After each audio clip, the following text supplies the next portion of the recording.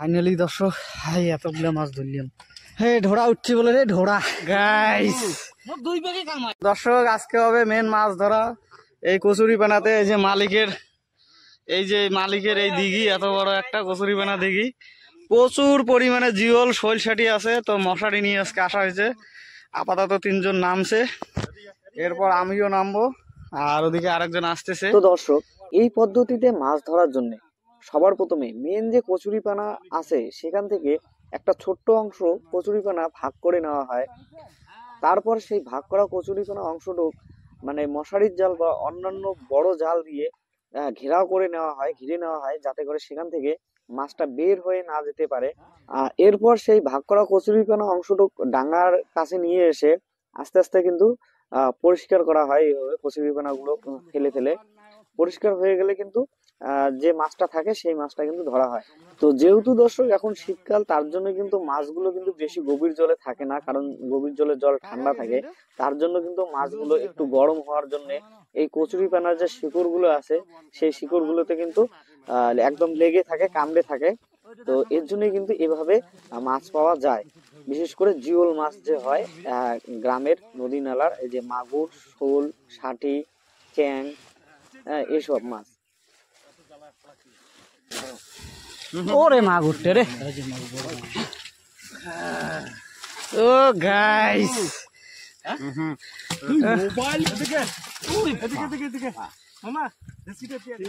তো দর্শক, ফাইনালি আমরা প্রথম টানের পর কতগুলো মাছ পেলাম ও কি কি মাছ পেলাম চলুন আপনাদের একটু দেখাই।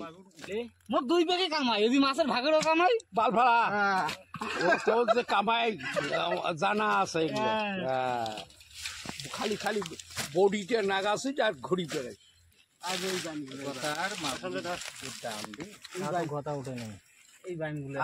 আরে তোপলা করি ধর, নালে আমি পাবো। আরো মাগুর আছে নাকি একটা খারাপ না?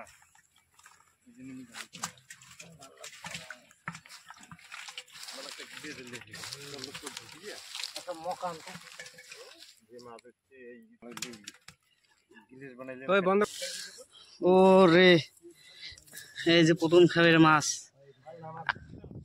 তারপর দর্শক এভাবেই আমরা একের পর এক কচুরি ভাঙা ভেঙে ভেঙে জাল টান দিতে লাগলাম। আর দর্শক, এইভাবে মাছ ধরতে কিন্তু অনেক পরিশ্রম, শক্তি, সাহস এবং ধৈর্যের প্রয়োজন। কারণ দর্শক, যেহেতু জল প্রচুর পরিমাণে ঠান্ডা এবং জল পচা থাকে, তার জন্য কিন্তু ঠান্ডা জ্বর, সর্দি, কাশি এবং ঘা পাচড়া হওয়ার প্রচুর চান্স থাকে। আর সেই সাথে দর্শক, এই কচুরিপানাতে যেমন মাছও থাকে, তেমন কিন্তু ঢোড়া সাপও থাকে। প্রচুর পরিমাণে ঢোড়া সাপ এবং অন্যান্য সাপও কিন্তু থাকে। সেদিক থেকে কিন্তু একটা রিস্কের ব্যাপার থাকে। আর দর্শক, যেহেতু আমি নিজেও জলে নেমে এইভাবে জাল টানছিলাম, তার জন্য কিন্তু জাল টানার বেশি ফুটেজ নিতে পারি নাই। শুধুমাত্র ডাঙায় এসে যে মাছ ধরা ফুটেজ, সেগুলোই কিন্তু আপনাদের বেশি দেখাচ্ছি। কি ঠান্ডা রে, শরীরের কাঁপনি উঠে গেল। হ্যাঁ, মাত্র একটা খাও দিলু তো। শোল, এই যে শৈল এলার সঙ্গে দেখা হল।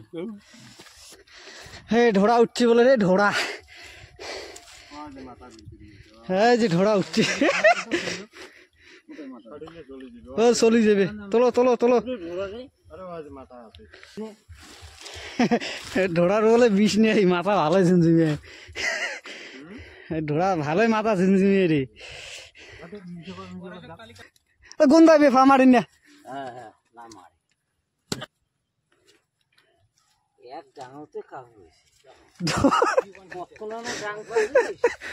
ঢোড়া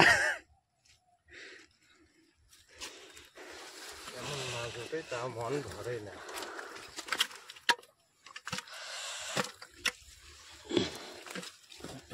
শঙ্কর আরো 2 জন নারী দূরত বস। হ্যাঁ, কুচি আছে না, ওটাও ধরা আছে। এত ভয় খালি দেখি দেখি দেখি মাছ দুই তো সব এক বগল দিয়ে থাকবো কেন। ফাইনালি দর্শক, হাই এতগুলো মাছ ধরলাম। শাটি মাগুর গুলো আছে ডেস্কিত, তো ফাইনালি দর্শক আমরা এতগুলো মাছ পেলাম, আর এখন এই মাছগুলো নিজেদের মধ্যে ভাগ করা হবে। তো দর্শক এই মাছ ধরার ভিডিওগুলো আপনাদের কেমন লাগছে কমেন্ট করে অবশ্যই জানাবেন। আর যেহেতু পুজো টুজো এখন আর নেই, তাই বেশিরভাগ কিন্তু মাছ ধরার ভিডিও আপলোড দিচ্ছি। তো ভিডিওগুলো ভালো হলেও কমেন্ট করবেন, আর যদি আপনাদের পছন্দ না হয় পুজো পার্বণে বা মেলার ভিডিও দিতে হয় তা সেটাও বলবেন, তাহলে কিন্তু সেই সব ভিডিও দেওয়ারই চেষ্টা করবো। তো আজকে আর যেহেতু আজকে ঠান্ডাও লাগতেছে, তো ভিডিওটা এখানে শেষ করছি। ধন্যবাদ।